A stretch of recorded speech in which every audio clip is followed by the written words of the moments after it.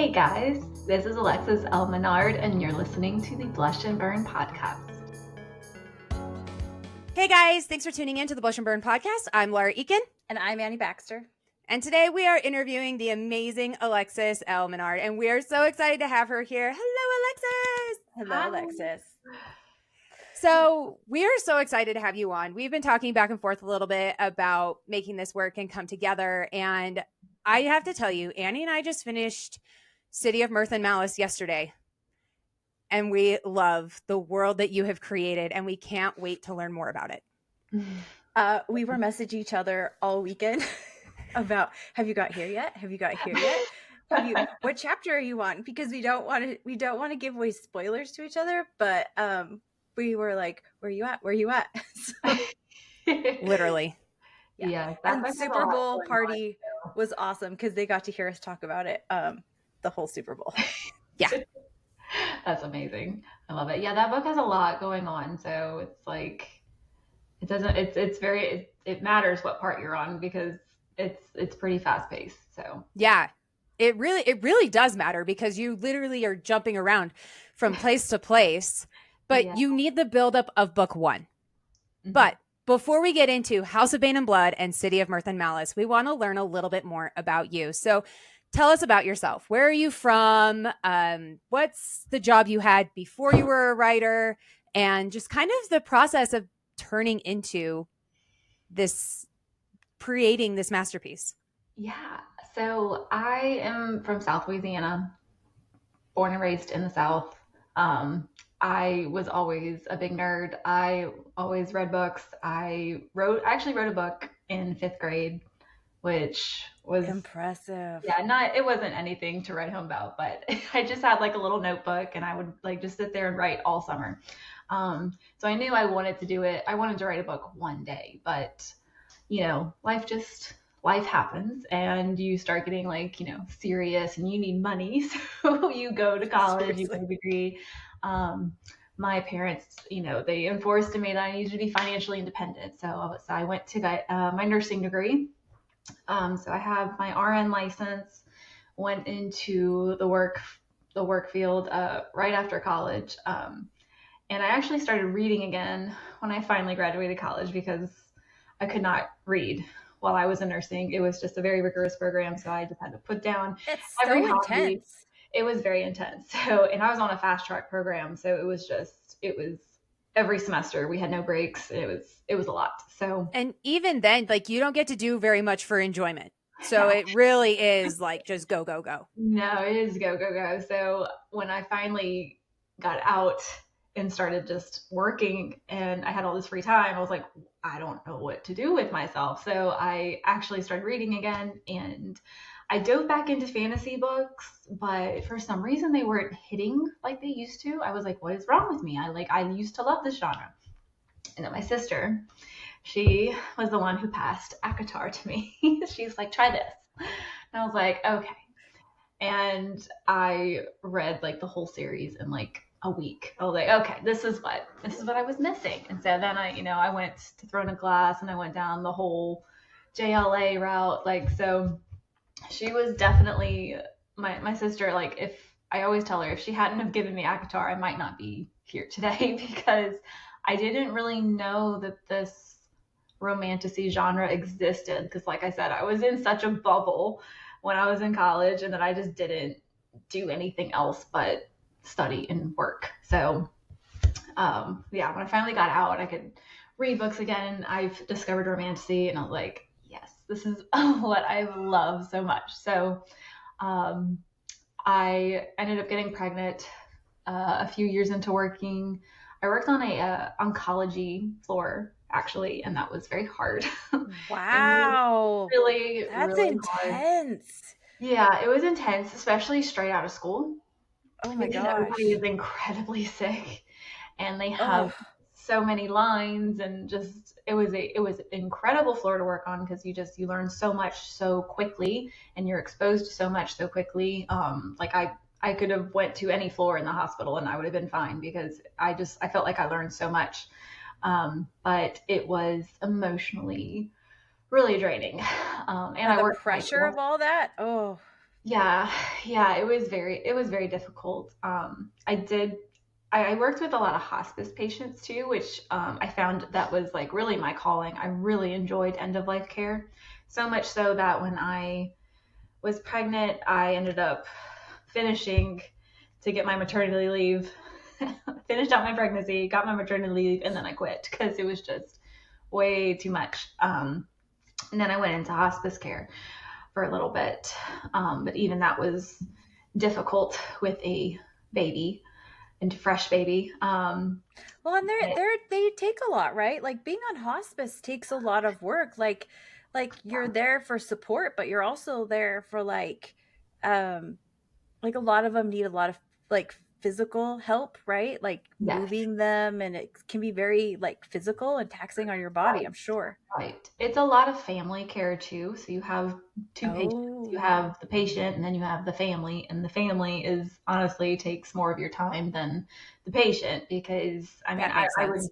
yeah, I would be on the phone with family members just talking to them because it was hard. It's very hard when you're taking care of a loved one who's dying. Like you just they feel so guilty. They don't know if they're doing the right thing and it's just they have this caregiver role strain and but yeah, I really enjoyed it. I really did love it. It was just very hard emotionally to like do that job and then come home and have like this baby that was I had my youngest was not the easiest baby ever. And he was Are my there easy babies? I I would mean my love to second someone to one, show me an oh my easy baby. my second child was easy. Gosh, Okay. it was so easy Okay. compared to him.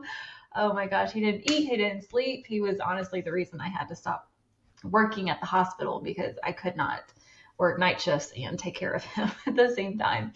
Um, but part of, when I quit working full time at a hospital and I was home more, and I had my firstborn, and he was, like I said, he was very sick. I was bringing him to hospitals and doctors all the time, and it was a very busy period of my life where I just kind of took time off from working and just focused on him. But in that time, I kind of lost myself because I was so Dude, busy taking care of that's so him. sad, huh? And then I had just left this job that I had worked for years for, and and now I didn't have a job, and I was with this baby, and I was like, oh my god, like I didn't have anything else, like I couldn't go running because he was attached to me, and like I couldn't leave the house because he was wanting me all the time, and it was rough. So I was just sitting there one time. It was like 2 in the morning, and I was like, why don't I just try to write a book? I'm sitting here. I'm not doing anything else. Just gonna try. I Uh, might as well just try. So I did that for a few months because I mean he literally woke up every 2 hours. He never oh my slept longer gosh. than 2 hours. So we would just take shifts, and during my shifts, I would just sit there and write because there's not much else to do. Being home all the time, and it was COVID, so everything was shut down. Oh, I think a lot of that was people, horrible. yeah, It a was lot of people started horrible. writing during COVID, but so yeah, I wrote my first book in those few months. Um, it was not good. It was not good at all.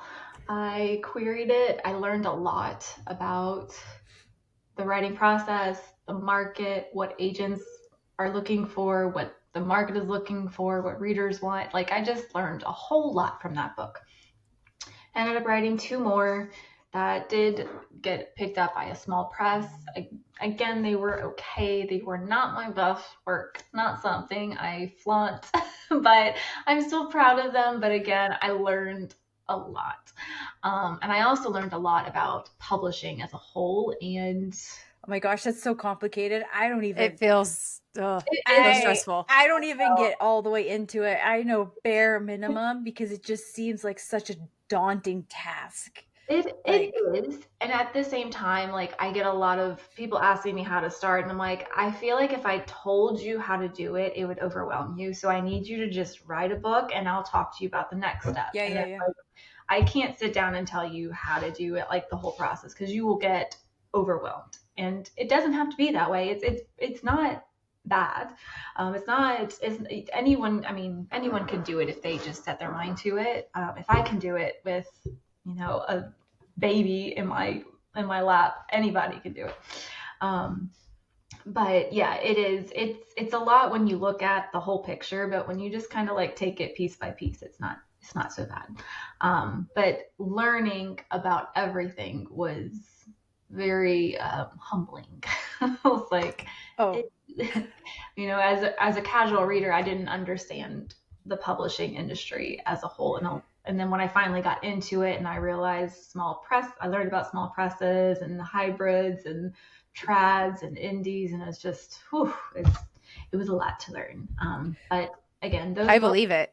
Those books taught me about the industry, and so I was like, okay, now I was at this point. I had my second child, so I had just finished. I wrote Last Daughter and Silent Son, and I just finished up writing Silent Son, like literally 2 weeks before I had my child, and then I had my second Can't even child. imagine. Nope. Yeah. No. I don't know what I was doing. But I had my second child, and she was a very easy baby. I was very, very blessed. She ate and she slept. It was perfect. It was wonderful. I had one of those. Yes. Just one. Those are the good babies. They eat. Those and are the best babies. They're supposed to. Yes. So I remember I had this idea. I always wanted to do the steampunk city. I played a video game a long time ago named Dishonored, and we can get into that later. But I had the setting. I knew what I wanted, but I didn't exactly have like the plot, the important part. I had the vibes, not the plot. And we feel the vibes. Like, Let me just say, like, you feel the vibe of this story, like through the whole thing. And whole thing. Yes. Like through the whole thing. Through the loved it. Because the vibes were strong. I had strong vibes. Yeah. I just needed the plot to fit the vibes. And then I was sitting there just watching Netflix because you can't do anything else when you're postpartum. And seriously, Peaky Blinders came on Netflix, and I was like, I guess I'll watch it. I've never seen it. And he Tommy Shelby walks out the intro. I was like, I found the plot. He is so yummy. He is the plot. Like, I am victim of watching too many of like those little clips on TikTok, and like all of a sudden my feed will be like full of like Peaky Blinders. Yeah. And I'm not, there's nothing wrong with that. Like, I am down and I am here for that. Like he has like the strongest presence that's like, oh, and I felt it. I'm not gonna lie. I felt it. Look, she's like, let me show you. Let me just show you what I felt. Let me show you my feelings. Oh my God. All those dark tabs are things that Nico said to me. They were all to me. He said them to me. And I felt them in every part of my body. Felt it all the way to my toes. I mean, I was honestly shocked because I was watching Peaky Blinders, and this show has been out for a while, and I was like, why has no one done a retelling of this? Like, why has no one done a Tommy Shelby inspired MMC yet? I was like, I'm gonna do it. Well, we're glad you did. I'm really glad you did. Surprising they don't have more shows like that, right? Like absolutely. Like, people ate that vibe up because it's just so I don't know what it is. Like, just the way they dress to like the ruggedness of them, like gentleman vibe.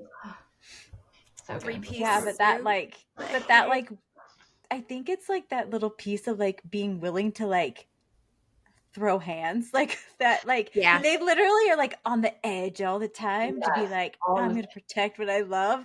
I don't know what it is, but it gets my heart fluttering. You don't know what they're gonna do. Yes. So good. Yeah. This is totally it. I think when Tommy Shelby tells Grace, I think he's like talking about his suits or something. He's like, I get my suits on the house or the house burns down. And I was like, okay, that's it. Like, he was just such a vibe. I'm like, he needs to be a book boyfriend. So that was my goal. That was honestly the goal of House of Bane was to make that kind of, it was like a love letter to that series. And I just knew the book girlies would love it. So, and that's honestly the reason why I kept going indie, because I had a good feeling about this one. Last Daughter and Silent Son did okay. They paid themselves off, and they helped me pay for House of Bane, like the editing and the covers and everything. So, which are absolutely gorgeous, by the way. Yeah, we love the covers and the art inside them. We are big believers that a cover does sell your book. Absolutely. So it's very important to have the cover of your book fit the vibe of your story. Yes. It was funny because I was writing House of Bane, and Gretchen was introduced to me for another project, and I saw her work, and I was like, girl, I'm writing something right now, and you will be perfect for it. Just let me cook, let me get to where I need to, and I will contact you. I promise, because her style was perfect. I can't even say how sometimes everything just aligns when it needs to, and for this, absolutely. Everything just aligned when it needed to. It's like my journey came together, and like I learned so much, and then like I knew the right people at this point, and it came together how it needed to. Because I started from ground zero. I didn't know anyone that wrote books. I didn't know anyone in the publishing industry. So this was from the ground up. So it took several years to get to House of Bane, but I am grateful for the slow journey that taught me so much, because I wouldn't have been able to write this right out the chute. And it wouldn't have been what it is. So I was really, it came together really, really nicely. It's such a payoff too when sorry, Laura, but I just think it's like it's such a payoff to know that like you built that like yourself, though. Like, absolutely. That you like actually know that, like, it's very fulfilling that like you're like, well, if anything else happens, at least I know, like it's like those things that you can like stand firm on, you know what I mean? Yes. Oh, absolutely. I love that. Yes. I knew with this book I would have so much fun marketing it, because it was it was a little different. It wasn't fae. It was like magic mafia gangsters. And I was like, I know people will like this. I have to market it nonstop. And so I just had to work really hard with marketing. I knew the cover would sell, the art. I knew, like, again, like I already had, what's her? I'm drawing a blank on her name, but I had her on my radar for a long time, because she draws like these amazing portraits, and I wanted the art inside to look like it was going to be on the wall in the Atano, like in their house, because there's like a scene where she's looking at all the portraits. So I was like, I want the art to look like it could be a portrait in a house, So she did perfect with that. But yeah, it came together. It really did come together exactly how I wanted it to. So I'm pleased. Well, I'll tell you what, chapter 1 and the prologue really hooked Annie and I. Like, okay, hang on. I'm going to show you. Okay, so we reread this, but I also read this a year ago, and I wrote a sticky note on here that says, I really love this prologue. I never really liked prologues. But this one got me interested in what was to come. And I'm really excited. So I wrote that on here because listen, I'm really picky about prologues. Oh yes, a lot of people I just feel like prologues. If you're gonna do it, you need to do it right. And a point. Yes, there's a point to the prologue. And so like I wrote that note in there like a year ago, and we did pick this book for book club. We did a Fable book club probably like a year ago, and we didn't have a ton of members at the time, but we were like, we have to do this book because we were way excited about it. So we even did a podcast on it. I don't even know if it's up anymore. Is it up? It's hiding. Okay, it's hiding. Back in the day. We'll have to find the link and send it to you because it's still up. But we were so excited about it that we did this is our first, these are like our first experiences trying to be like, and a lot of my opinions have changed. Rereading it, I've had some opinions change, which I absolutely love. I haven't watched it, so I don't I just remember loving it, but I don't know. So anyway, we'll have to find it and send it because it's fun. Yeah. I love it. But with the beginning, actually, we should put a quick disclaimer here. From this point on, if you have not read the book, there will be spoilers because we can't talk about book 1 and book 2 without spoilers coming out. So if this is the time that you have the option to come back, turn back, whatever you need to do, because we're going to talk about some of the things that are in here that we just absolutely loved and our hearts just still resonate with. Yep. But in chapter 1, how long did it take you to get that first chapter right? Because that's a good the question. bar scene sets this world so well. So sets it up. Yeah. So the prologue in chapter 1 did not exist probably until halfway into the book. I kept going back to the beginning and I'm like, it's not starting correctly. Because it was actually chapter 2 was my first chapter with Camilla looking out into over the city, like about where she's about to get married and stuff. Right. And I was like, it's just not intriguing enough. Like no one's going to care. So I needed something like to make people care. I needed a really good, I can't remember why I chose the bar scene, but I just pictured them meeting beforehand. And I love the idea of like, she didn't know who he was because obviously she wouldn't know because she doesn't meet these people. There's not like, well, and I like it too because it's like it's cool because it like strips away kind of like a class system of some sort. It's like it's like just them, right? Like it kind of gets them in their like, I don't want to say like raw state, but it kind of gets them in the like who they really are without all the other like nonsense that like takes gets away around them, drama, and just kind of just their personalities together. And when I wrote that scene, I was like, oh, they have so much chemistry, and I loved it. And there's sometimes like characters just are easy to write, and their relationship was just so easy because their personalities were just so good for each other. Totally.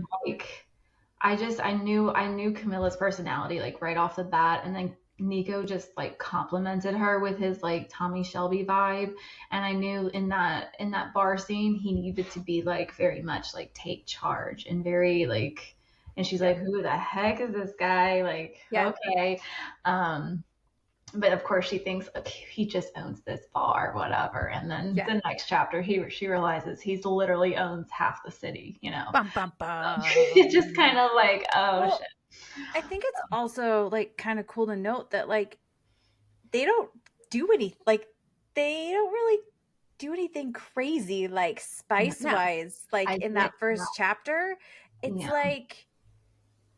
like such the perfect slow burn because it gives you like just a little bit of a taste to like keep you going for like the rest of the way, right? Like well, I think too it felt wrong because Nico respects her too much, and like he said, he knew who she was, and so it felt like it would have been like taking advantage of her because he knew who she was and she didn't know who he was, and so it just felt icky for me to like do spice there. So that's why like it gets really hot and steamy, but it does not go anywhere because I was like, I don't want it just didn't feel genuine to force that, even though it would have been fun. But no, but I think that like you've kind of mentioned, like it's really like the plot is like really important to you, so I think that would have maybe taken away from it a little bit and kind of like put it on a different note to start with.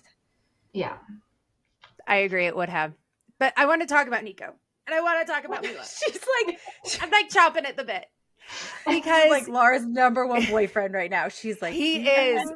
Listen, he gives off Shadow Daddy vibes with wind. Okay. I don't think that anybody's going to fight me on that either.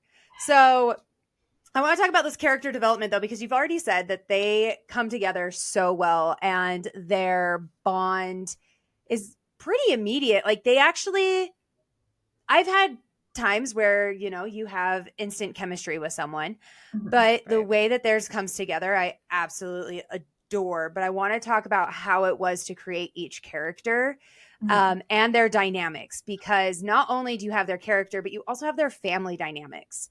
And with Mila, she has a totally different family dynamic than Nico. And she basically gets categorized as this spoiled heiress. So, yeah, and she's quippy, but she's snarky and she's strong. And how did building her character go? Like, what was the process there? So I definitely wanted there to be like this, like, kind of war between old money and new money, like self-made money and inherited money. Like he worked for everything, or his family, he saw his family work for everything. And she obviously like was inherited all of her riches and stuff. So he like I liked that dynamic. Like they have different upbringings. But they still just really like in the end they ended up just really respecting each other and how they, you know, like he doesn't, after a while he understands that, you know, she wasn't really spoiled, like she had to work and pay her way into the family, just like, you know, he had to work for what he had.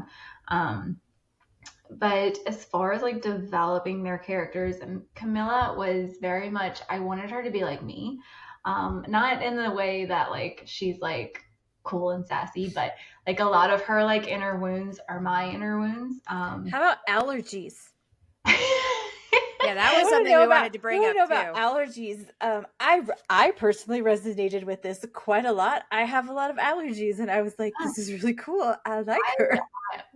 So when I was in college, when I was stressed out a lot, I had a lot of food allergies. Like I couldn't eat a lot because I got triggered by so much, and I was so stressed out. Maybe that's Camilla's problem too. She's like just so stressed that everything triggers her. But you know, it's important to me that characters are people, like they're humans. Like all of us have high blood pressure, or we have seasonal allergies, or we have like sometimes we're left-handed writers, you know, just like little things like that. I feel like you can add to characters to make them feel a little more real.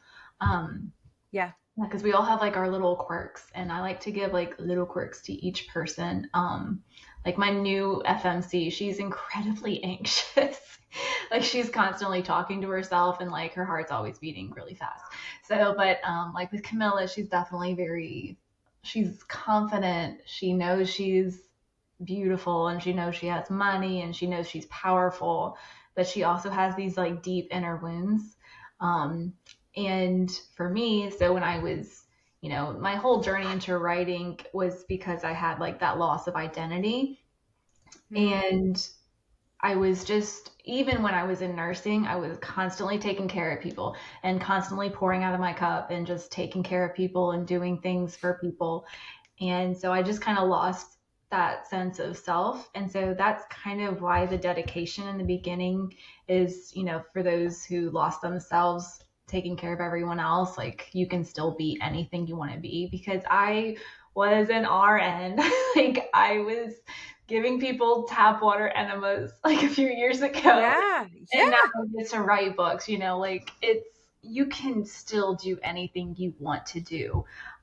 So part of Camilla's journey was also learning the same thing. Like she lost who she was and what she wanted by constantly like worrying about what her brothers needed her to do and what she needed to do for her family. Until she's finally towards the end, she starts realizing like, no, I also have a life, and I also need to like take care of myself and prioritize myself. So that was like her journey. Nico helped her find, I think, right? Like I would agree. Yes, I think that's very important in romance with character arcs. If you're writing a fantasy romance or any kind of romance, I feel like the partner should be helping develop the character art. And totally. So I feel like that just helps. It sweetens the relationship a little more. Yeah, he was the perfect balance. He was that perfect support system for her to like keep her focus like progressing. And it's always nice when you have a partner who can see more in you than, you know, you can see in yourself. So yes, he did a perfect job of that. Yeah, I definitely want to write love stories that like they teach each other how to love themselves and fall in love with themselves, not just the other person. You know what I'm saying? So oh, absolutely. I feel like that's very important because in true love, I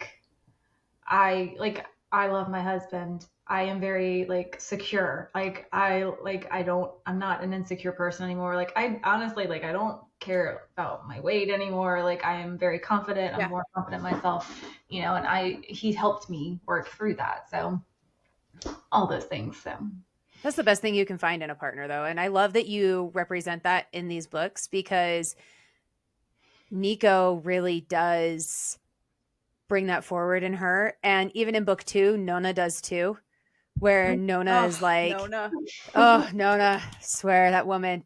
And she's like, no, don't talk about yourself like that. Don't talk about yourself like that. Like, have more respect for yourself. She has like, are we gonna like, do I get to break out? Okay. Oh, wait. I have like, it's just so good. I have a couple of quotes. There's only a couple. I mean, I have a lot of them, but we won't do all of them. But there are a couple, and one of them is one that Nona says that I just think is like so important to hear. But we can get that when we can get into book 2 a little more. I'm going to keep you on track, woman. I know. Laura's like, stay on track, Annie. Stay on track. I'm trying. I know. We don't stay on track very well. I have a chatty problem. I do too. It's fine. Okay. Now, let's talk a little bit about Nico's stuff, though, because where Camila is, you know, she's got this heiress blood, but has to also work for it. You also have the other side of Nico where he lost both of his parents, ended up in Hightower, and has had this weird power shift going on for him, a totally different family dynamic. And this totally thing with a cigarillo where he just lights this cigarette all the time. Like, I want to know. Yeah. So I was going to make him smoke him, but I was like, I don't really want his breath to constantly smell like tobacco. Like, you know, in case, like, I don't know. I appreciate that. He might have been, I don't know, might have been kind of gross, but yeah, so I was like, just light him. It's fine. I like it. So it's just, it was difficult writing Nico because I didn't want him to be just like Tommy Shelby. I wanted him to be really sweet at the same time and like a secret family man who like gets bossed around by his grandmother. Because he's like protective and he's very caring and he's very like almost even like nurturing a little bit. Like he has that in him. Yes, he's perfect for what Camilla needed. Like she needed that like strong man, but like also just a very sensitive man at the same time. So yeah, he was definitely difficult to write his arc. Because I feel like it was more of he needed to like let go of these like high standards he was holding for himself. Like he had to be absolutely perfect, and he felt like he had to let go of what he really wanted to hold on to everything that he's had for so long, which is his family. He didn't want to lose anything else because he's already lost so much. So yeah, that always drives Nico, is that fear of losing someone, because he's already lost so much. I think Camilla in book 2 kind of even like talks about that, like later on in the book, at the very end where they're like moving rail cars around, and you know, as the end finally kind of starts to come together, she's literally like almost trying to like save him from himself a little bit, like you know, because she's like, I know what he's gonna do, you know, and she's trying to like almost save him from that like need to like have to save the day all the time and be that one, you know. And she's like, no, I can do that too. So which I love about her a lot. Yes. No, I love that. Maybe we should move into the magic system. That was what I was going to talk about next. I know it's important. We like magic. a lot, and I thought it was such a cool combination. Laura's like, what? I thought it was such a cool combination to add like the steampunk with the magic system, and this magic system is unique. It feels like it's not it doesn't have some of the same tones as most magic systems that you get into that are like a romantasy. And maybe you can just kind of tell us how you kind of came up with that whole, I mean, just your magic system just in general. Yeah. It was so I like to I like magic systems to make sense. There needs to be a reason that magic is in this world for me personally. I don't want there to like you just wake up and like, oh, this person has a fire power, this person has a whatever power. Like I like when there's like a historical like introduction of magic into the world. So especially in my world too, because there's not mythical races, so there's just people. And so I was like, there needs to be a reason why magic came into this world. And the only way I could think of that was through the lore and why would magic come into the world? Well, war is probably the biggest reason. And like that fight for order and chaos and everything. So the whole that which is going to be like the whole underlying tone for the series is this order versus chaos system and this battle between each other. And so I started at the very, very, very beginning, and I was like, let me draw out the world. Now, how did the world start? Who created it? Like, what gods are here? And then I kind of go from there, and I'm like, and then I'll do the magic system based on like whatever god system it is. I try to hit up like, and when I do my world building, I'm like, okay, how did the world get created? Who lives in it? What's the government like? What's the like social system like? What's the magic doing? And then just try to like mush them together to be a cohesive world. So, and it was very beautifully woven throughout the whole entire through both books. And I actually liked how it grew and developed by the time you got to the second book, because I feel like, like that this is what's so great about books in general is like you start with little pieces of information and then they grow as you go, right? And they build upon each other, and even better, your world starts to expand, right, as you go. And I just thought you did a really good job at like cohesively planting the this order and chaos throughout the world, and even woven into like all the character development and stuff too. Yeah, so, a lot of the characters' actions actually felt like they were cohesive with that in a facet of order and chaos, and everybody wants or like either order or chaos. It was very well distributed throughout, and through the world building as well, which I found to be a breath of fresh air, because you were able to give a vibe without being like overly descriptive. Because there's times where like the world building can just become so much that you're like, just info and dump. this blade of grass. And I'm like, oh. I know. But it felt like it was not overdone. And it was so beautifully interwoven with the order and the chaos. So everyone has like a different opinion on what the magic sauce is, like with world building. Some people want a ton of it, some people don't want any of it. And so it's just like you're never going to satisfy everyone. So I know a lot of people are a little more confused, and some people are like, oh no, I understood it just fine. So it's like, I don't really know how else to explain it besides info dumping, and I didn't want to do that. So I was like, just be patient with me, guys. It'll all come together, I promise. Because there was something at the end of book 2 that readers didn't like, felt like just kind of it didn't feel solved, or just felt out of place. And I'm like, there's a reason. There's a reason he's there, I promise. And it's coming in the third book. Because it's Aramis. Let me just tell you what. Laura's just like, I've never wanted to throttle a character like so bad in my text life. Messages, Aramis. I'm like, listen, Oh, I love Aramis. Freaking Aramis. He's just What's up trying with this too dude? hard. Try so hard. Poor lamb. He's trying too hard. Trying too hard. Oh yeah, he's like way too much. He will probably. I don't think he'll be in book 3. I would really like to do a novella between 3 and 4. Fun. Because books 3 and 4 we're going to the continent, which I'm excited for. I'm excited to learn all about the continent. I'm excited because it's different. I'm excited and worried because a lot of things that people loved about the first duet might not necessarily match with the second duet, because the second duet's a different location. There's more traveling because we're on a bigger piece of land, and the mafia vibes are a little bit toned down. So I'm just like, I'm hoping people still like it because I really like it. And it was honestly this duet that I'm writing now was actually the original.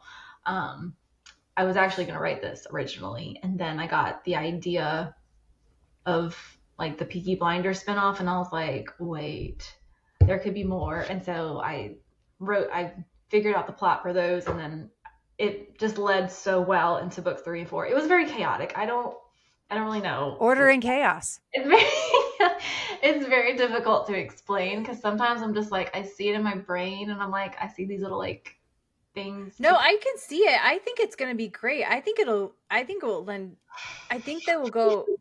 be fantastic.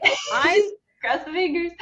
I know. I like when you have different things though, because man, it sometimes it gets old after a while. Like you need to have that mix up and that change of scenery, or it just becomes like, oh, I read this in the first book. Yeah. Oh, I read that, and it's like it's a risk because I glance at reviews, and I know some people didn't enjoy book 2 as much as book 1 because it was like super fast and the ending was odd. And I hope it gets better when it releases book 3 because you'll understand why it ended the way it did. And I think some people think I'm not writing more books, so that was like literally the ending, and I'm like, no, it was not the end. I promise. Yeah. We are going to get more Camilla and Nico, but they are not the focus of 3 and 4. So these books are coming out as a duology, and then an additional duology in this world. Yes, it'll be a whole series with 2 duets that come. Right. I love it. I love that though. I like that because it changes perspective, and then you can also see some of the other things that are happening that you may not have recognized in the other books. Right. It kind of loosely reminds me of when Shadow and Bone was on Netflix, how they would like flip to like the Six of Crows, and then like they kind of come together and they all make sense. Yes. I'm going to try to accomplish that in 3. That's cool. So, okay, I like that. I like that. It's fun. I like it. Honestly, I'm kind of surprised because readers are really smart, and I'm surprised no one picked up on the line that hints who the next FMC is, because it's continent, it's a whole new cast, but the breadcrumb is in there, and Sabina tells us who it is. So Sabina. Yeah. Write it down, Laura. Write it down. Yes, By the way, this is book 2. As I hit my mic. In book 2, she tells us what she sees when she watches her mother leave. And that tells you exactly who it's going to be. Because she sees someone leave the continent, but I won't say nothing. Oh, yeah, no. We know. No. I know right about where it is. It's in these sections. Laura, we talked about this. We did. We guessed. We made a guess already. Yeah. Okay. Well, then I'm just gonna. Okay. I think we know. Just gonna temper that right back down. Maybe we talked about this. And we can talk about. We already talked about this. We'll talk after. We talked about it. We think we know what 3 is, and then we think we know what book 4 will be. So we're excited. We have sneaking suspicions. You're like, I want to talk about it. But there's still a lot more to talk about House of Bane and Blood and City of Mirth and Malice. So there's so much. One of the things I actually really loved too is that you use real words. Like they weren't just like thrown about things, right? Like like the chemical people, you're using real words like alchemist instead of like creating some weird word. Oh, yeah. No. The only one that I felt like was different for my brain to like fully pick up on was polypotentia. Oh yeah. But it felt accurate. Yeah. It felt like it fit and that it vibed, which I loved. Yeah. But I'm not super creative like Sarah Parker, like her books up there, so I'm saying it like all her names of everything. I'm like, I'm not. No, we felt like everything was like quite on par from like glint to we loved the glint and the way that it all came together. Yeah. The people who could do magic benders. Yeah. I feel like it's a little easier to connect. And it is urban-y, so I felt like it should be a little bit like half and half, like connected to our world and our verbiage, and it's not like a total mythical world, I guess. So no, it was perfect. That's what makes it fun. Yeah. Where did you come up with this idea for glint? Laura loves it. Because I do love it. And I love how it all kind of came about, because at first you're like, Mila will tells Nico, I'm covered in glint covered blades. And you're like, what are glint covered blades? What's glint? And as you learn that it's basically like a power immobilizer or what's the right word? It's like their way of say? Fighting back. So in my idea of everything, if you had people who had magic and people who didn't, the people who didn't would want to compensate for their lack of magic. And so they would do so with science. And so I wanted it to be very like magic versus science. Because that just makes sense, right? I feel like there would be technology, and I always feel like there needs to be more tech in fantasy. Like these worlds are thousands of years old and they're still using candles. I'm like, I know. Yeah, some tech. Okay. We have to. Yeah, we get it. We get it. But yeah, so I had fun playing with the science, and I think the whole idea with glint is that I was going through Pinterest and I just saw like pictures of these like daggers that were like glowing and stuff, and I was like, oh, that would be fun. Oh my god, that picture with Mila and the knife on her thigh is like so fucking hot. Can I tell you? I'm like, yes, that is what I am. And this one, like, yes. And I love.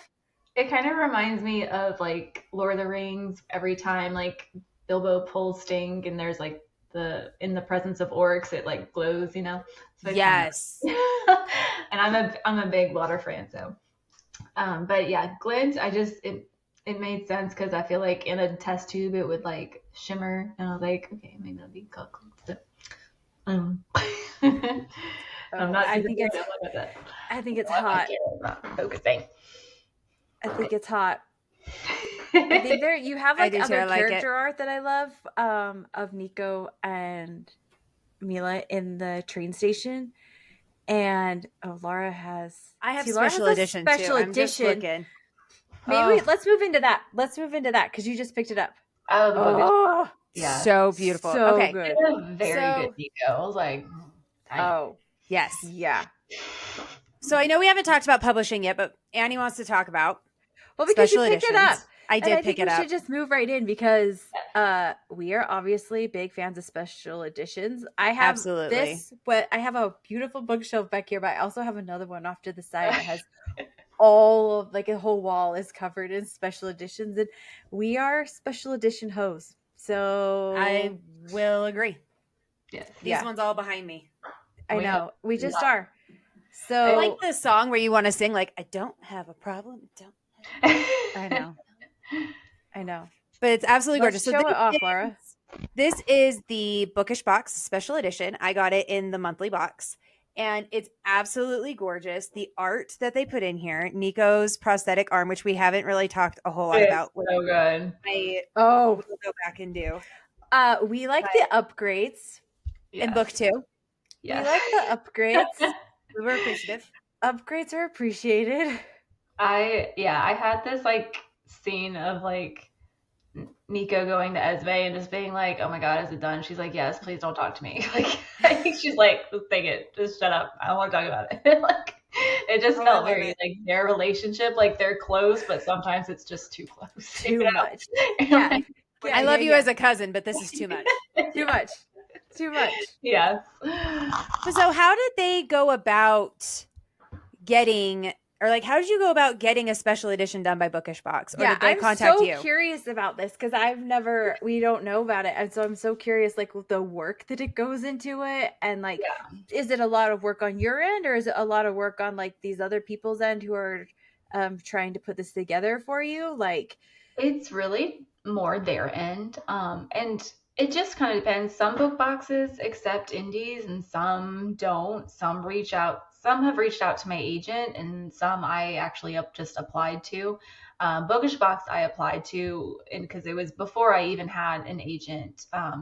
So I applied to Bookish Box, and I just told them like, look, it sells good. This is the idea. And then they actually emailed me back, which I was shocked. And I'm not shocked. I was very, very excited because it was like I mean I've had special editions. This was definitely my biggest so far, so I was very excited because their covers are stunning. But yeah, the only work I have to do is just kind of talking to artists to make sure that they get the concept art perfect, and they did fine. Yeah, because you want the feel to carry out through the whole book, because you want it to be consistent. I mean, we have seen a few come through where we didn't feel like a book was whimsical, but yet we keep a very whimsy cover. We keep seeing covers that tend to be slightly more whimsical, and I think that it's just because it's through artwork and stuff, but it is not my jam. Yeah. So I think that would be like the biggest concern, right? Is to have like that feel in the cover, and the end papers literally have that feel that you want to keep carrying. Right. Like through your story. They usually ask me like, what would you want to see? What, like, you have any requests or any kind of style? And I just really ask just that they like maintain the gas lamp, steampunk, absolutely edgy, dark. I really liked, retro, even like the Art Deco vibes too. Totally work. I forget who the cover artist for Bookish Box was, but I really liked the cyberpunk like vibe. I was like, it works. I like it. I did not really say that, but I mean, it really fits the vibe of the book, and I was like, it kind of looks like a movie cover. I don't know. It's just really cool. I love it. So movie? Movie? TV show? Yes. That would be fantastic. Are we throwing that out to the universe? Let's throw it out to the universe. Let's spread it out. Start sprinkling it around. It's so funny because sometimes like someone will like my picture or whatever, and I'll go click on their profile and they're like a producer or something, and I'm like, please. Hey, but this book could this could be adapted so well. No, it really could. It has the ability to totally do that. Like, it would be super fun. Oh my gosh. I mean, if anybody's listening, I know, huh? Call my agent. Seriously, it could be done so well. It could. It could be done. I mean, just going back to like, how many special editions do you have now? Because you did one with Bookish Box. Mm-hmm. Did you do one with Twisted? Yes. Twisted Fiction. Twisted Fiction. Right. Yeah. Those were beautiful. Yes. And Bookish Box, and then the Advent calendar in Unplugged Book Box. That's right. There's one more coming, actually. So, but they haven't announced it, I don't think so. Gotcha. Watch for that. That one's coming. Got my eyeballs on it. And that one is non-subscription, so anybody can buy it, which is, I like having like a mix of like subscription boxes, but also like ones people can just buy off the shelf. So I agree with that. Which is appreciated, because sometimes the subscription stuff is, it's good, but it's also hard at the same time because you it's not helpful. Like whenever I'm like, hey, look, this is in this box, and they're like, people are like, okay, I don't How do have I that get it? subscription, and I can't Yeah. get on the subscription fast enough, and I'm like, I'm sorry. I know that they all the good ones always have waiting lists, don't they? I mean, luckily we have nabbed quite a few subscriptions, so we can usually get our in, but it's still it's hard. Still I like hard. the non-sub options, so try to do it for sure. No, I love it. Well, and then I mean, did you sign bookish boxes? Some of them sign, and some have. Yes, I signed every single. Oh my gosh! Bless your heart, Alexis's hands. Yes. There you go. All 9,000. I don't even know how much. Oh my god! It was. I will. It was hard. Do you want me to pet it for you? I'll pet it for you. Don't feel her up like that. Stop it. Nico, stop telling me what to do. Jeez. Stop telling me what to do. So will they be going on to book 2 for you as well to like continue out the rest of the series? Or do you have to apply for that as well? I have reached out. I have not heard anything back, so we'll see. I hope Fingers crossed. Like, I get so upset because I'm like, I need people to pick up the sequels. Like people need matching sets. Yeah, you do. I don't know how you don't. I don't want just a bunch of book ones. Like I have a bunch of book ones up there, and I'm like, okay, let's get the matching.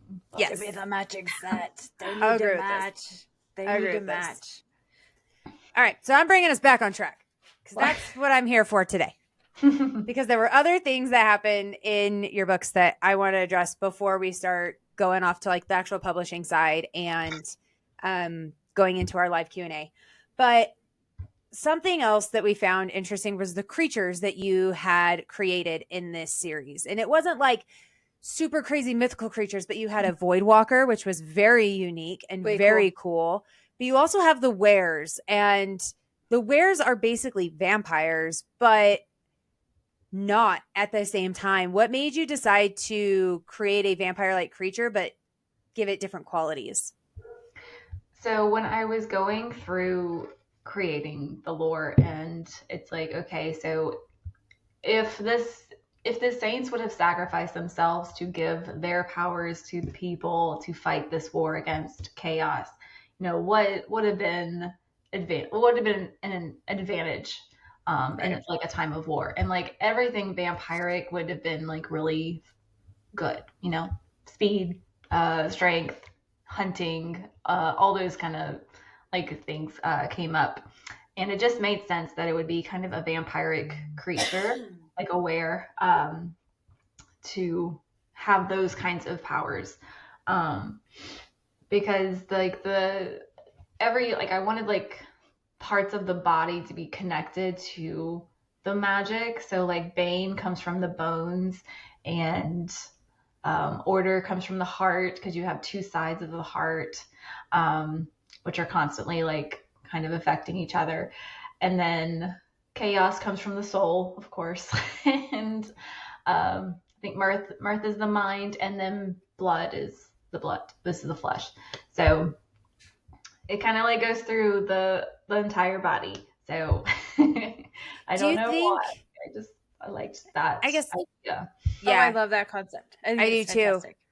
I really feel like your history with nursing really comes through with these books in this facet, because you can see how everything lines up with the body. You can see how that's actually like creating a good layout and like laying the land for these things as well. And knowing like when there's injuries, it's very, it's very, what's the right word that I'm trying to pull here? Because it's not coming to my brain. Like accurate. Yeah, that's right. That's it. No one has like an open wound, like an open leg wound, like their fingers sticking out and they're just walking around, which I've seen some, but whatever. Yeah. I liked that though, that you were able to adapt that. Yeah, I just like that they correlate with each other, and that they all have like a meaning and like purpose, right? So it's like everything really has like meaning, and I think it probably helps you develop it and write it out too, right? So it's like, I know what that is. I know where that comes from. That comes from the heart. Okay, so if it comes from the heart, Yeah. What does that look like? So it really helps you kind of create the characteristics Right. a little bit better.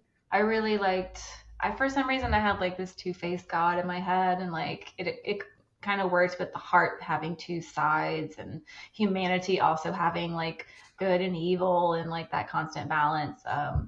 So yeah, but that's your writing though, because like that, like you can see like that theme of your writing. Like you have order, you have chaos, you have magic, you have science. Like you can see that that's like your like that's your jam. Like that's it's what you very like, well you know, it's balanced. like that's what you do. You like to have that push and pull of two sides. So to see that you're like, I'm gonna create a two-head goddess, like that totally is like thank you. Yeah, that checks.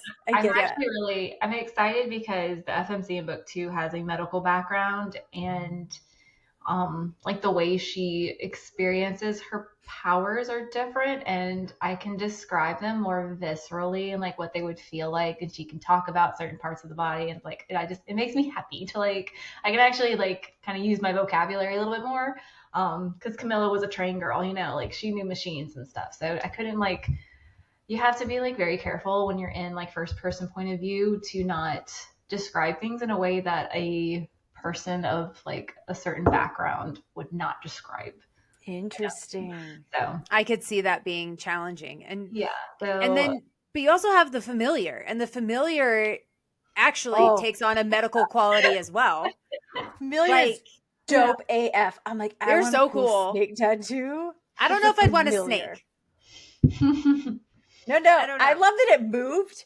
And then it would like go up to Nico, and like he's like, it likes me. I'm like, oh yeah, he likes me. Yeah. Where did that come from? I was like, what? I want to know so bad. I don't know. I just really wanted her to have a tattoo that moved, and I was like, it has to have a reason cool like this. So I gave it a reason. It worked. It worked great. I loved it. Magnificent. It was fantastic. So let me ask you this: if you were to get a familiar tattoo, obviously not to block magic, because nobody's got time for that, or transfer magic. We don't have time for that right now. What would you get though? What would you want to have on you that like moved and followed? Would you want the snake, or would you want a different creature? I love snakes. I think they're really like, they can be really sexy on a woman, I think. I don't know what I would get though. I don't either. Snakes though, I feel like in today's world can mean like evil connotation. So sometimes you have to be like wary. Like, I don't know if it would fit me personally, just because I'm like not cool and badassy. I'm just like that's a lie. I don't believe that for 2 seconds. I don't believe it either. But I don't know. I don't know what I would get. Probably a golden retriever, honestly, because that's more fun. I love that. I love that. Just running around my body, you know, like awesome. Just happy to see everybody. What's up, guys? Great. I love it. I also along the same lines of the familiar, I love that the lady Delilah, is it Delilah, that gives her the familiar comes back in book It's like 2, a full circle moment. It's like full circle, and there were so many moments like that were within this storyline that I thought were done so well, where you took something that was earlier and then wrapped it back around, and I was like, okay, like that to me is like I think it's a gift of a good writer who's capable of taking these little pieces of the plot and then wrapping them back in later on, and bringing them back up and making them important again. And I probably could go. There were multiple that you had laced throughout the story, which is what kept it interesting. So you just never knew what was going to happen next. So yeah. Yeah, I want to say it's because I'm a great plotter, but I'm not. I feel like almost like these stories already exist. I'm just figuring them out, and I write them, and it's like, yeah, I feel like they already exist, and I'm just like showing everyone else what's happened. So that's just, I don't know. I feel like it's just so, I don't even know how to describe it, but I don't plot very well. And I honestly did not plot. when I was writing book 1 for Delilah to appear in book 2. But it just worked that it worked fantastic. It worked so well. Yeah. It had to be her. Yeah. It had to be her. And the plot holes didn't have holes. I felt like you actually like went back through like anything that you had. It was almost like you wrapped it up nice each time. Yeah. Or there was a reason that part of it would drop off and I didn't feel like I was left hanging. Obviously the end because there's a cliffhanger. But other than that, like I didn't feel like I was being hung out to dry. No, I didn't either. And book 2 wraps up so beautifully that it makes you happy. Like it closes what needs to be closed. Yep. But you know that there's more. You can feel it. Yeah. Like so you're excited for what comes, but it also kind of wrapped up what needed to be wrapped up, which I just appreciate so much because there's too many cliffhangers sometimes where it just leaves so much unsaid that it's like it's hard to like just leave that person just like yeah. You know what I mean? Like I don't even this is that feeling inside or even to follow that they just the like story. cut you off and you're like, oh man. Yeah. Right. No, I get that. And I knew I wanted to write because I wrote a separate project last year that I hope to take to the trad stage. So we're working on that. But I knew I wanted to write something in between in between the duet. So I was like, I don't want to torture people too badly. So I wanted to make sure the duet wrapped up and the plot of the duet was done. But what kind of left open-ended at the ending of book 2 was going to start in book 3. But it wasn't necessarily like painful. Like you did it fantastic. It was great. It was great. Yeah, I'm just really excited because I feel like some people caught on that like she to save herself and to like save her city, she had to go to Oblivion and she returned the fire to Oblivion. And in that process, she like set free a very dangerous saint that her mother had put in there and locked away. So it's like, oh, there's so much more to come. There's so much more. And I think readers were like, well, why would she put that in there? And then like, we just end the book. And I'm like, because it's coming. There's more. There's more. Oh my gosh. There's so much more. Yeah. But we also got a little refresher in book 2, which was nice. Yeah. Yeah. Can we talk about that for a second? The fact that you had a recap in the beginning. Can we please, for the love of all that is holy, do this? It was written so well. It like Annie and I went back to back, so I didn't necessarily need it. But when I read through it, I was like, oh, that was so well done. And I loved these are the key points you need to know and need to remember to move on. So, fun fact, when my agent is taking these books to like foreign publishers for like translation rights, she needed a synopsis of the book to give them because obviously they can't read every single book. So I was like, I have this fully fleshed synopsis. Yeah. I might as well just put it in the front as a recap. Oh, no. We love every single point, everything what happens, and it's like one page. So it's pretty concise. And I was like, put it in there. It's fantastic. It was so well done. I wish this was done more often. Absolutely. And especially when there's so much time in between the publishing moments. Yours you can't avoid that. Long. This just is. No. You can't avoid it. No, and I can't reread every book. Right. You know what I mean? And then there's like, I don't remember if that happened. I don't remember where that came from. I know. So having that in the beginning was such a breath of fresh air, even though we did go back to back. But it was so nice to be like, oh, yeah, that is what I just read. That's great. And I do plan on book 3. Like I have rewritten and reintroduced the lore because there's going to be there's a big time from book 2's publication to book 3's. So I just reintroduced the whole world. I did no recaps because I honestly wanted to design it to where you can read book 3, go back and read book 1 and 2, and then go read 4, or read 1 and 2 and then read 3 and 4. So you just have to read all the books before you read book 4. That'll be fine. So no recaps for 3, but you don't need Got one. my sneaky suspicion who book 3 is about, and I'm excited. I don't know what Drink time. My room's like way too bright. I know mine was doing that earlier. A car drove by and it like flashed me. Yeah. In my eyeballs.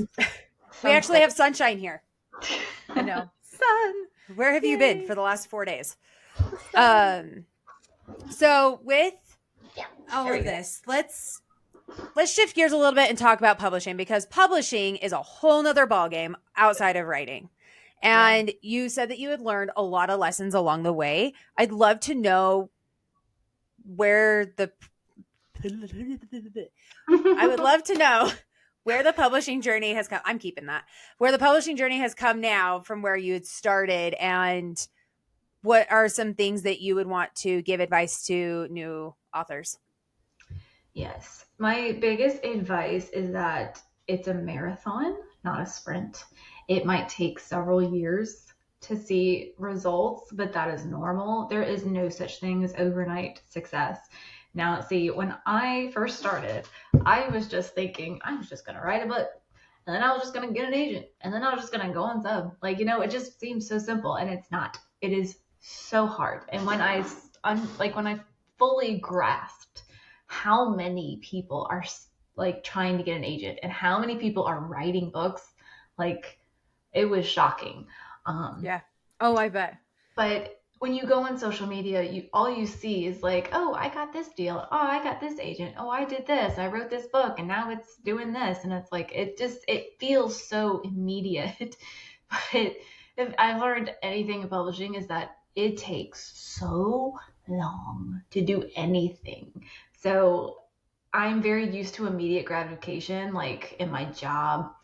Like I had a job before I even graduated college. Like I was, everything was just so lined up. It was ready. It was like quick, and I saw results very soon. And writing's much different. It took a long time to develop what I have now.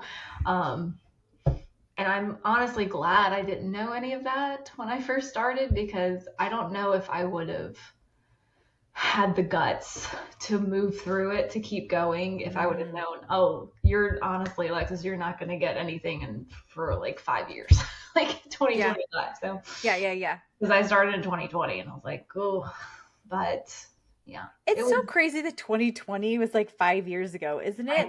I swear sometimes it feels like it was just yesterday, but then at the same time it feels like a long time ago. But like 2020 still feels like almost still so like present a little bit in like our daily life. That it was a rough one. It was not. Yeah, it was. I think that's why I like to live at the forefront.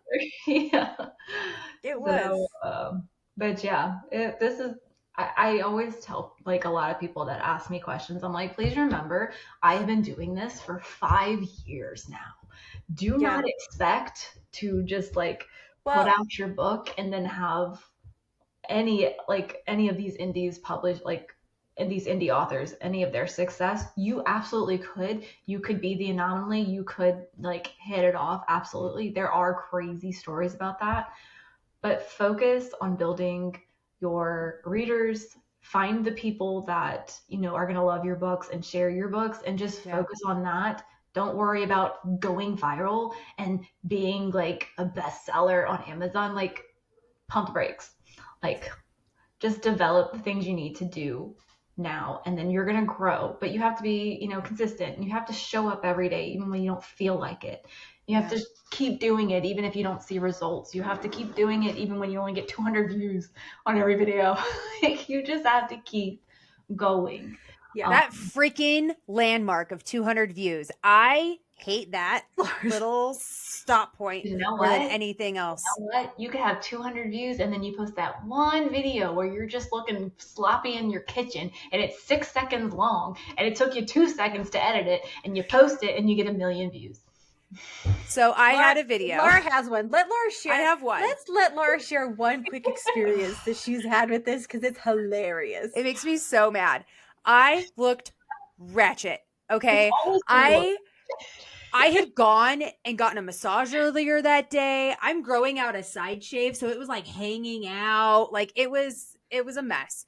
And we had breakfast for dinner because it was on a whim. And this was on my mom life page because I have 2 accounts.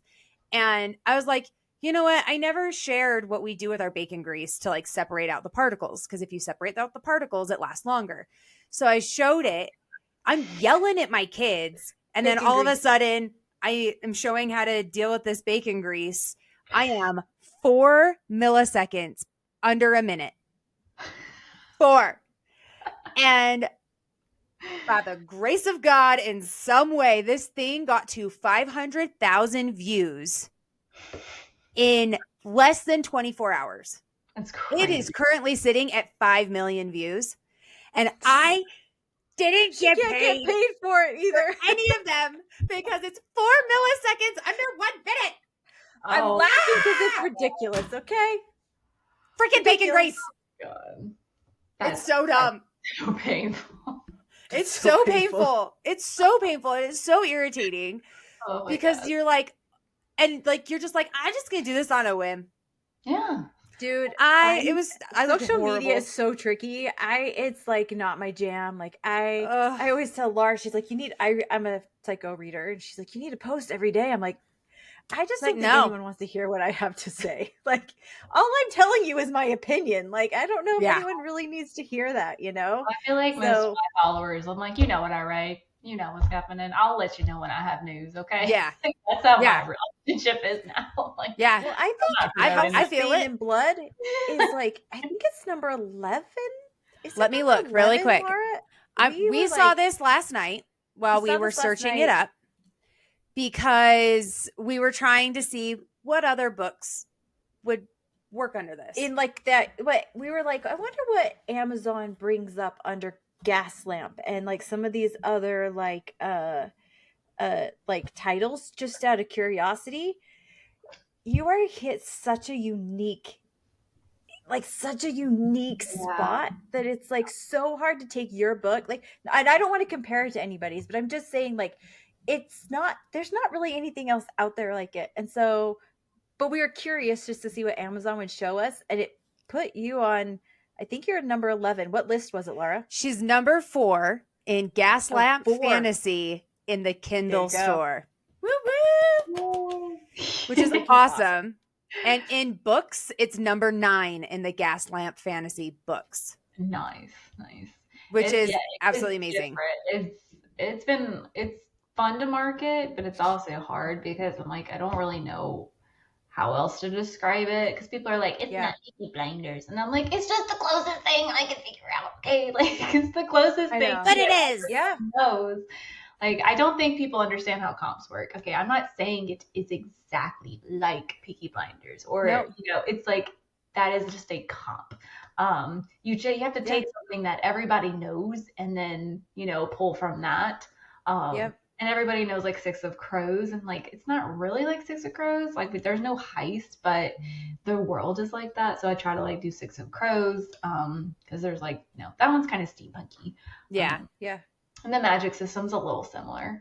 But yeah, it was hard. But I could see Jack. Yeah. Okay. So I think maybe I will say this. I do see a little bit more coming out, like a lot of alchemy stuff, and like, I don't know. I feel like maybe we're getting into more like science and magic. So yeah, I like one quick question. One question to wrap this part. One last question to wrap this part up is, what was some of the best advice you got from another author through this process?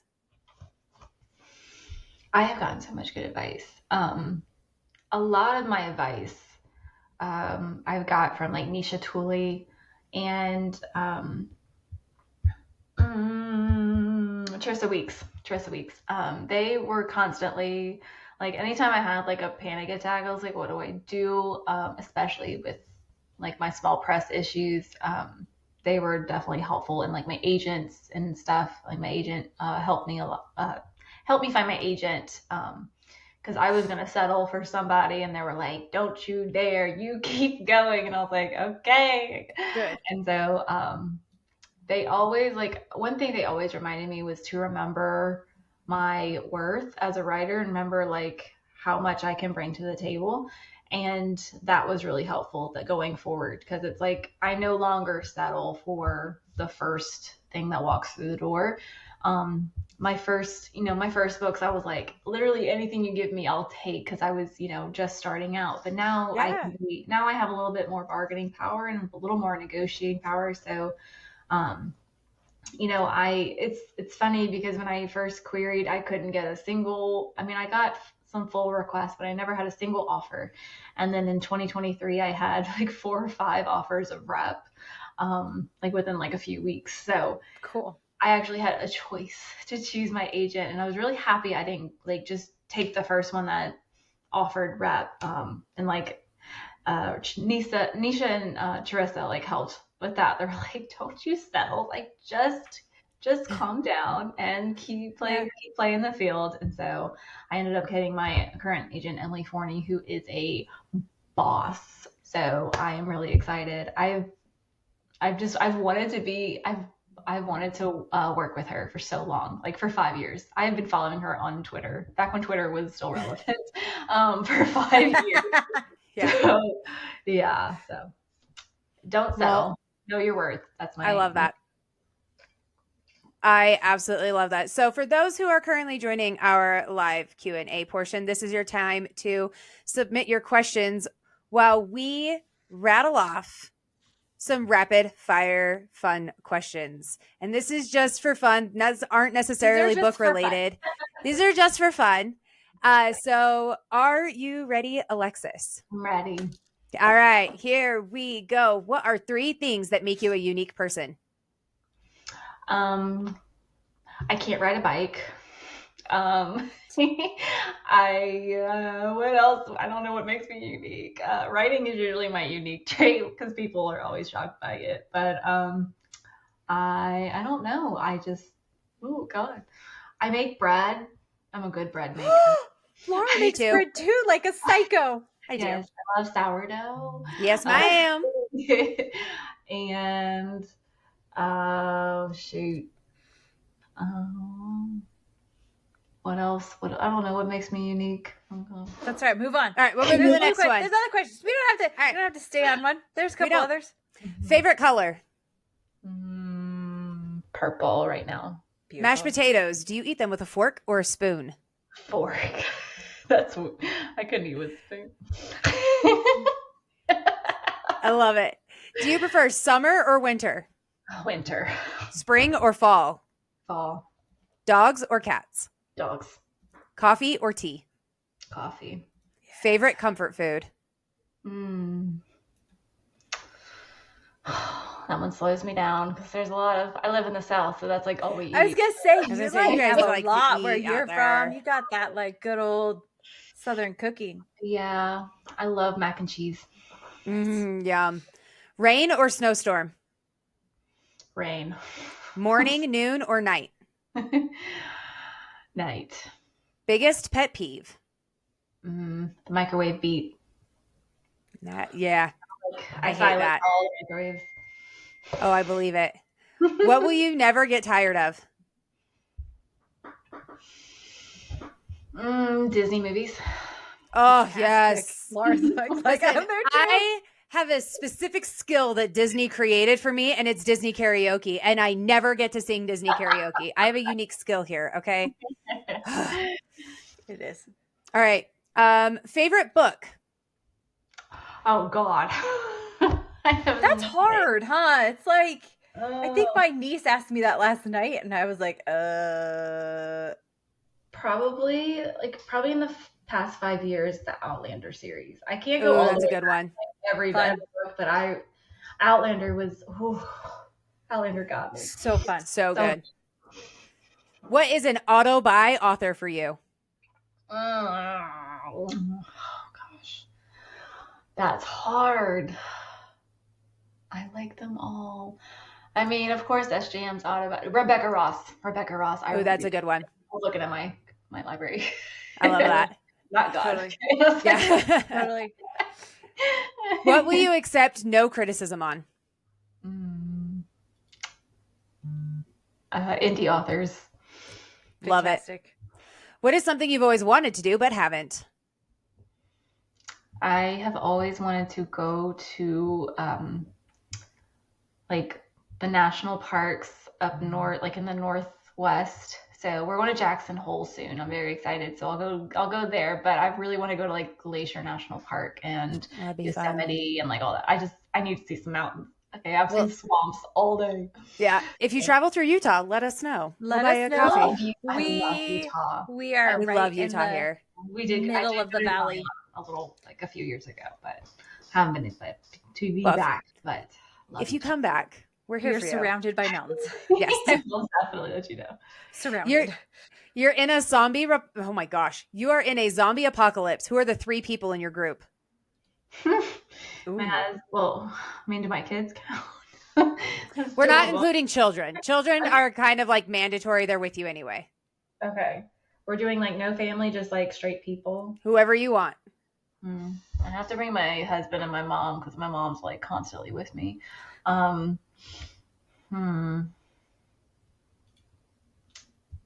don't know. That'd be hard. Maybe, I don't know, my dog. I know it's not a person, but I'd rather that dog. I love it. Awesome. Last question. You are a superhero. What is your superpower? I get asked this question a lot. I don't know. Maybe to be invisible. I'd like to be alone. I love that. I feel ya. Oh, this is coming from our Q&A section. And Jack Ann says, if you jumped into the world of House of Bane and Blood, would you survive, thrive, or die? I think I would survive, but I would not thrive. Seriously. I know. I feel the same for myself. I feel like I would be like the person that just kind of skids by. Well, in my head, I am a kick-ass bitch, but Yeah. I'm, like really. I people would walk all over me. I'm so anti confrontation. It's just so it would not work. I think I'd find my way to Weasel and Danico. I think that would be like my main goal. Yeah. Just saying. That's the only way I'd survive, honestly. Yeah, me too. Absolutely. I know. So some of the questions that have popped up here on the Q&A. This was the first question that came up earlier. She says, do you feel that your background with healthcare helped you with writing when it came to certain scenes? Definitely. It's much easier for me to talk about like gory scenes or sometimes Totally. like the feeling of magic. I feel like the manifestation of it in the body is like Totally. fun to talk about. Yeah, sometimes it's helpful like just to know like the verbiage and how to treat burns or wounds or like what would be life threatening and what's something you can walk around with, that kind of stuff. No, for sure. All right. Our next question is, how many revisions of a draft do you do? Oh. Typically 3 before I send it to anybody. And then it's like multiple after that. But yeah, I'll usually go through it at least 3 times. It does kind of depend how clean it is. Like book 3 right now, I have it pretty much all plotted out. So it's not going to take that many drafts because I know exactly what I want in it. But yeah, I'll just go through it probably 2-3 times and send it to somebody else to bother. So I love that. It's not a bother. It's not a bother. It's not a bother. We love It's it. not a bother. We love it. All right. Love What it. is the most difficult plot element for you to feel like you nailed it? Probably just sometimes I never feel like my plots are cool enough or unique enough or different. Like I'll read all these other books that have just cool concepts. Like I love V.E. Schwab. I love like Totally. just different quirky concepts. And like Divine Rivals, like with the whole like typewriters, like so cool. Like that's just the writer that I strive to be, and I would love just to write cool things. So always trying to find the unique, like what's missing in fantasy and like that kind of stuff is always super challenging. I feel like romance is fun and spice is fun. It comes pretty pretty naturally. But when we're talking about second world fantasy where nothing is real, coming up with a world from the ground up is very challenging. But also making it cool on top of it is even harder. Oh, I believe it. Oh, absolutely. From the ground up? Yeah. Well, you did a really good job. So, yeah. All right. Not a question, but thank you for writing some of my favorite books. Thank you. That was so sweet. I appreciate that. That is adorable. I do love that. And the last question that we have right now is, who would win in a fight, the Atanos or the Shelbys? Ooh. I firmly believe this. Okay, the Shelbys they're scrappy, but so are the Atanos. And the Atanos have magic and like. I think the Atanos have this in the bag. Be a good fight though. It would be a good fight. Almost as good as the Birmingham boys. Maybe. Just a little bit. They fight in the book. If you haven't read the books yet, you should go read them. And you will have an amazing time watching them fight people. It's a great time. I loved it. But Alexis, thank you so much for coming on with us today. And where can everybody find you? What are your social media handles? So all my socials are just my name, Alexis L. Menard. I am mainly on Instagram. I accidentally deleted TikTok, and so I don't have it back yet. I can get on the computer and look at stuff, but as far as like uploading stuff, I can't really do anything. But I can comment and I can return messages. That's about it.